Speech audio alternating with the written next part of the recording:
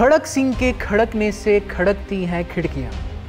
कभी आपने ये सुना कि किसी जज ने मुजरिमों के साथ साथ वकील को भी फांसी की सज़ा सुना दी हो? तारीख का एक ऐसा कत्ल केस जिसमें एक तरफ कटहरे में मौजूद 4 मुल्जिमान और दूसरी जानिब मकतूल की रोती हुई बेवा मौजूद थी। उस दिन एक नए जज साहब आए जिनका अदालत में पहला दिन था। खिलाफ तवक्का उन्होंने बेहद गौर से दोनों अतराफ देखा।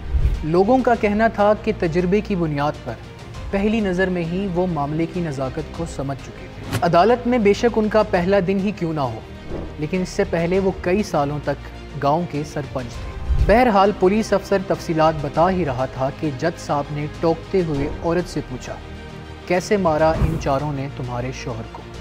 डरते डरते वो औरत सूरत हाल बताने लगी कि कैसे इन चारों ने गन्ने की फसल में लाठियों और डंडों से मार मार कर इसके शोहर को मार डाला। जज ने गुस्से से दूसरी जानिब खड़े चारों मुलजिमों से पूछा तो उन्होंने निहायत ही बेशर्मी से जवाब दिया कि ये औरत झूठ बोल रही है। हमारे पास तो डंडे थे ही नहीं, बल्कि वो तो फसल से तोड़े हुए गन्ने थे। जज ने इनकी बेहिसी को एक ही नज़र में भांप लिया था और फैसला लिखने ही वाला था कि अचानक से एक वकील इन चारों के दिफा में खड़ा हो गया। जज ने इसे टोका और एक पुलिस वाले से पूछा कि ये काले कोट वाला कौन है? जवाब आया कि ये इन चारों का वकील है। जज साहब ने कहा, तो इसका मतलब ये हुआ ना कि ये इनका साथी है।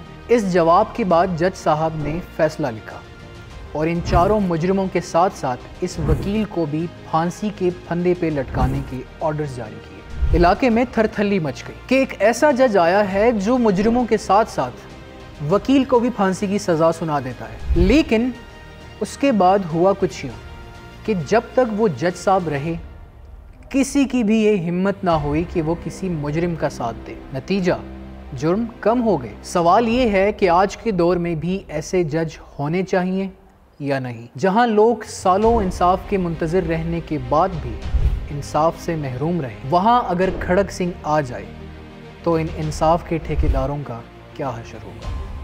ज़रा सोचिएगा।